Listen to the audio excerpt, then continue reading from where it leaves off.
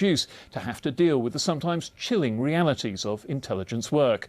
Well, my guests today, Richard Aldrich and Rory Cormac, are two academics who specialise in that clandestine world, and their new book, The Black Door, details how a century's worth of British Prime Ministers have dealt with their spies and the intelligence they produce. And Richard, just as with a householder dealing with a builder, I suppose, you have to learn how to be a good client, how to sort of process the information yourself properly. Absolutely. Intelligence is rather like a weapon. You could even liken it to a rapier. And some prime ministers come in with previous senior cabinet experience. They might have been foreign secretary, so they're used to dealing with intelligence. But increasingly, prime ministers are younger and younger. And in many cases, they have no training in the use of this weapon at all. It was one of the person who sort of put it on a systematic footing was Herbert Henry Asquith 100 years ago, and he did so largely because of the Edwardian equivalent of a Tom Clancy novel, a novel about the invasion of England by the Kaiser. Yes, Asquith was interested in secrets, but the secret he was most interested in was his mistress, some 30 years younger than him, he was writing to perhaps as many as 3 times a day. Asquith was not a great fan of intelligence. Intelligence was to some extent forced upon him because of a spy paranoia created by fiction. So it's novels not just about German espionage, but actually about a German fifth column that some people believed was going to take over London at the outbreak of war. This compelled Asquith to accelerate British Secret Service. And Rory, once upon a time, the secret policeman, the spy, the sort of interior ministry narc would have been a quite un-British figure, but that attitude changed in that era. It did, and that's it. It's not just about fear of spies. On the other hand, we've got the rise of the detective. This is the era of Sherlock Holmes, of Arthur Conan Doyle, and for the first time, really, detectives were seen as respectable, admirable, going about trying to help the community save Britain. And the combination of fear of spies on the one hand, the rise of the detectives on the other hand, created a perfect climate for intelligence to be foisted upon Asquith, for want of a better word. And just in time, as it turned out, because no sooner had he got an apparatus in place and systemised it all a bit, than Britain was into the First World War, and the various prime ministers who presided over the First World War had to kind of make sense of what was being delivered to them. Absolutely. I mean, we don't really have cabinet government in Britain until 1916. This is introduced by Lord George, and almost everything we know today in terms of cabinet government, subcommittees, minutes, memoranda, is created by Lord George and his officials. The one bit they left out, remarkably, was the central brain of intelligence. The central machinery for controlling intelligence, which exists in Downing Street now, was not put in place in 1916. Why not? It's a good question. I think it's partly because intelligence has always been seen as something slightly murky, slightly dangerous, something slightly disreputable, and I think officials just felt it had to be kept away from the Prime Minister. But Rory, as the book details, prime ministers occasionally found intelligence a very handy thing. When they did have some kind of spy-related panic or scandal, they weren't averse to trotting out raw intelligence on the floor of the House of Commons if it got them off the hook. They weren't, and because of the lack of intelligence machinery, because of the lack of brain in the heart of Whitehall, analysing and assessing this material, early prime ministers were quite naive, quite inexperienced, but sometimes had access to the raw data, and they didn't always know how best to use it in the long term. And as you say, there are numerous examples of prime ministers reading this stuff out, extraordinarily reading this stuff out on the floor of the House of Commons. But really interestingly, I think, is that in the initial examples of this, they were actually egged on by the intelligence chiefs. This was particularly a sort of a red spy panic in the early 20s, and Lloyd George was the culprit on that occasion, and thus the Russians learned that all their diplomatic telegrams were being read by British intelligence. They did. The famous example would be the Arcos raid in 1927 under Stanley Baldwin, when Baldwin was under pressure to go in and find some evidence of espionage. He didn't find anything that he could use, so he ended up reading all these intercepted cables in the House of Commons, publishing some in the white paper even. And as you say, the Russians were quite quick to change their codes and retard British intelligence, British signals intelligence, a great deal. And of course, lurking in the background at this time and watching a lot of this unfold is the figure of Winston Churchill, someone who was all through his life absolutely fascinated by this world. Churchill is an extraordinary figure in the world of British intelligence because he has perhaps more expertise than anyone else, and he's watching with frustration through the 1930s. And of course, when he arrives in Downing Street in May 1940, this is his top priority. And why was it that intelligence sort of atrophied? There was a sort of a visible growing threat, and there didn't seem to be much being done about it. I think it's partly because Chamberlain is the previous Prime Minister. Chamberlain is not a good customer of the intelligence services. He likes intelligence to please. He likes intelligence which reinforces his pre-existing presumptions. Churchill is different. He likes being challenged, and also he sees the possibilities of intelligence and technology. At the same time, Churchill perhaps is an over-enthusiastic user of intelligence, and some of the machinery that's created in Downing Street during the war is a little bit to keep this hyperactive person under control. Because we get at some point during this the invention, I think just after the war, of the Joint Intelligence Committee, whose job is to kind of process the raw information and make sense of it for the politicians, so that you don't get the Prime Minister trying to puzzle out what these things mean. But it was Churchill who strengthened the Joint Intelligence Committee. It was actually created in 1936, but it didn't get much influence until Churchill came in. He gave the JIC a warning function after their failure to predict the Nazi invasion of Norway, and surprised at the speed with which the Nazis got across France. So Churchill was livid, and he said, why didn't I know about this? Why didn't somebody tell me? So Churchill did start to strengthen the JIC, but at the same time, as Richard says, some of the JIC reforms were also about making sure that the central machine could stand up to the impulses of a very enthusiastic Prime Minister. Churchill would use signals intelligence from Bletchley Park to prod his generals and also to reinforce his new ideas. And the problem was Churchill had 14 new ideas a day. 3 of them were good, 11 of them were rubbish. And the poor old chiefs of staff had to spend a lot of their time trying to just keep Churchill under control. And to some extent, the Joint Intelligence Committee allowed them to do that because it allowed a more kind of balanced, mature ownership of intelligence. And of course, you've alluded to it, one of the biggest, brightest toys in the toy box of intelligence for Churchill was all this signals intelligence, the fact that we were able to read all sorts of German military communications through Bletchley Park and the decoding operation there. But that advantage couldn't be frittered away, couldn't easily be lost. It could easily be lost if the Germans got onto the idea that we could read their signals, and that meant it had to be used incredibly carefully. I think this is one of the great secrets that we kind of uncovered in the book, that actually it's Churchill who understands that signals intelligence Bletchley Park is a game of two halves. And as the British invade Italy in 1943 and Germany in late 1944, they discover that the Germans and the Italians are not bad at this stuff. I mean, the reason the Dieppe raid goes wrong is because the Germans are reading British signals in the same way that Bletchley Park was reading some German signals. And Churchill understands the importance of this, and he insists on the creation of a completely new organisation. And that organisation is still in existence today, protecting British communications and protecting the internet. Well, moving on to the immediate aftermath of the war, this country sitting there in a sort of warm glow of success, having survived and indeed won the Second World War.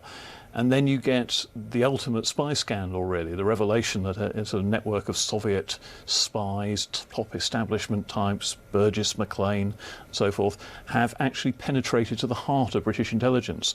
What was the impact of that on the politicians? Did they suddenly think, hey, can we trust these guys anymore? Well, there was definitely a danger of that, but I think the great figure here was Clement Attlee. Churchill, as we've talked about, was very enthusiastic for intelligence, But what we've found is it was a prime ministerial double act in the middle of the 20th century. Churchill could take his intelligence revolution so far, but Attlee had to finish it off. Attlee was the straight man to Churchill's funny man. Attlee brought in the machinery, which lasted for most of the Cold War, and that machinery was used to help try at least to prevent some of these spy scandals. It was Attlee, for example, that brought in positive vetting as one of the very last things he did. Difficult for a Labour Prime Minister at the time. But these were the kind of reforms which brought intelligence closer together. And what I'm getting at, though, is the extent to which the sudden knowledge that this sort of deep penetration of British intelligence had taken place and been there for so long and compromised so much must surely have poisoned the relationship between the politicians and the top spies. I mean, certainly we see this during the Macmillan period. Macmillan's own diary is absolutely fascinating because it records not only these amazing revelations about Philby and Blunt, but also his psychological reaction. For Macmillan, what's really terrifying is the idea that these Soviet spies are not just attacking British security, they're attacking the British establishment. It's about class, it's about the royal family, it's about respectability. And as Macmillan effectively loses it during the Profumo affair of 1963, he writes to the Queen to apologise for mishandling this attack on effectively the upper classes. And that's a kind of bridge to the era of Harold Wilson, when there's tremendous paranoia about what the intelligence services might be up to against a Labour Prime Minister in peacetime. But I think sometimes Wilson gets unfairly characterised as being paranoid, a little bit silly. He wasn't paranoid, they were out to get him. Peter Wright tells us so. There's an element. Peter Wright's obviously been widely discredited, but there are some elements in this. It was the security services and MI5, MI6, some top generals in the MOD. They were the paranoid ones. They were convinced that there were spies, moles, subversion going right into the heart of the British government, and to some extent Wilson was a victim of their paranoia. Under suspicion himself at certain times. He was indeed. And that seemed to roll on because you had a series of spy scandals lasting through the 60s and into the 70s, and Wilson was worried that he himself was being bugged in Downing Street. Which indeed he was. Macmillan's almost one of Macmillan's last acts. Downing Street is restructured. Downing Street's almost falling down in the late 1950s. And actually Macmillan barely lives in Downing Street. He moves out. And for 2 years, the workmen are busy rewiring and restructuring Downing Street. And one of the things we found in the National Archives was the records of the Ministry of Works as they did this. And all the changes which they made. And there at the bottom of one of the pages, magically, is a reference to money spent on microphones. Oops. And then Wilson succeeded by James Callaghan, who's perhaps in many ways the best intelligence client of all the prime ministers, presumably because of his long experience as Home Secretary and Foreign Secretary. He's a wonderful manager of intelligence, but he's also one of the first prime ministers to bring special forces and the SAS into Downing Street. And of course he assists the Germans. There's a British assist to a German hijacking, the famous Mogadishu incident, and the meeting at which the SAS are tasked to help the Germans in that successful counter-hijacking raid is held in Downing Street with very large glasses of gin. The SAS remember the refreshments. And that brings us, I suppose, to the other thing that the security services were doing, because the Cold War was still raging, of course, but at the same time there was now a threat from terrorism in the shape particularly of the IRA, other groups occasionally cropping up as well. How much did that reshape the way prime ministers thought about intelligence? It got them involved in some of the dirtier, grittier aspects, I think, of intelligence. We see Edward Heath over Northern Ireland having to discuss quite controversial issues of torture, of internment, the nitty-gritty side of intelligence. And these issues are only getting bigger and more difficult to deal with for current prime ministers as intelligence has become increasingly central. We also see prime ministers with terrorism having to deal with sanctioning special forces and covert operations. And this also happened to Heath in the early 1970s with various undercover army units. And one of the really interesting things we found in the book is that so many of the most controversial, the riskiest intelligence operations weren't done by so-called rogue elephants. They were traced back to number 10. And so number 10's dabs were directly on some of these things. What sort of things are we talking about? The famous examples, I suppose, are under Eden, going back in history a couple of decades, where people talk about MI6, particularly the robber barons as a phrase that's used, the rogue elephants going around trying to reshape the entire landscape of the Middle East, trying to bump Nasser off, that kind of stuff. The closer you look at some of these very daring escapades and very dangerous escapades, the more you see they're being traced back directly to Eden at number 10. Even if they bypass the Foreign Office. And the whole Middle East issue, of course, resurfaces again, because no sooner does the threat from the IRA fade with peace deal in Northern Ireland than Al-Qaeda and similar organisations come on. It seems that the intelligence services are constantly having to sort of refocus, acquire new expertise and point themselves in a different direction. There's never a moment when they can sort of relax, I can't see any threats. I think John Major is particularly important here. He's Prime Minister in the 1990s. At the end of the Cold War, people are wondering, what is intelligence for? Do we still need it? A number of countries like Holland, for example, abolish their foreign secret service. And John Major has the vision to realise that actually we've moved from a Cold War into a hot peace, and intelligence needs to be continued, challenged, but also restructured, and John Major's quite important in that. Which brings us neatly, of course, to the era of Tony Blair, where intelligence becomes very, very important, right in the crucible of political controversy, as Tony Blair is prepared to deploy intelligence material to bolster the case for the Iraq invasion. I mean, how did the spies react to that? Were they uncomfortable with it? Did they relish it? Well, the spies aren't a monolithic unit. We have some who were modernisers, who wanted to be close to Downing Street, who wanted to have the influence. We have other more old-school types who were slightly more wary of being sucked into the safer government. Lower down the food chain, we see the evidence to the Chilcot inquiry on the website. We see testimonies of MI6 officers being quite concerned about the closeness. But elsewhere, they relish it. And I think it can be dangerous to say that prime ministers and intelligence should not be too close, because ultimately, if we don't want spies to be engaging in rogue operations, they have to be signed off by prime ministers or foreign secretaries in an orderly manner. So I think intelligence and policymakers should be close, adjacent rooms, but with a thin wall. Indeed, but there's also this issue, isn't there, of intelligence being brought out front and centre to make a political case. And that must have been uncomfortable for people who instinctively feel that they should be in the background, that they should never actually emerge into the limelight. I think this is going to be a continued issue for British Prime Ministers, and we saw with Cameron and Syria, despite all the fuss over the dossier, the release of some Joint Intelligence Committee material when Cameron was trying to persuade the British Parliament to vote for an attack on Syria. I think the material that will always remain secret is the covert action activities. So intelligence services can be used to report on the world, but also to go out and change the world, to do things, even to do people. And it's at that point that you do need very close connectivity between the Prime Ministers and the intelligence services, because the Prime Minister has to sign off on this. And it's frankly pretty racy stuff. The intelligence service is obviously very, very nervous about any disclosure of information about their activities, and they're doubtless very worried about revelatory books and investigatory journalism. But then you get someone like Edward Snowden comes along, some vast cache of documents is released, and suddenly the public knows an awful lot more about live intelligence than it ever imagined would be available to them. What was the impact of those disclosures, particularly the revelations about the extent of sort of signals monitoring by GCHQ and communications monitoring? It's a new world for British Prime Ministers. We're now in a world of transparency.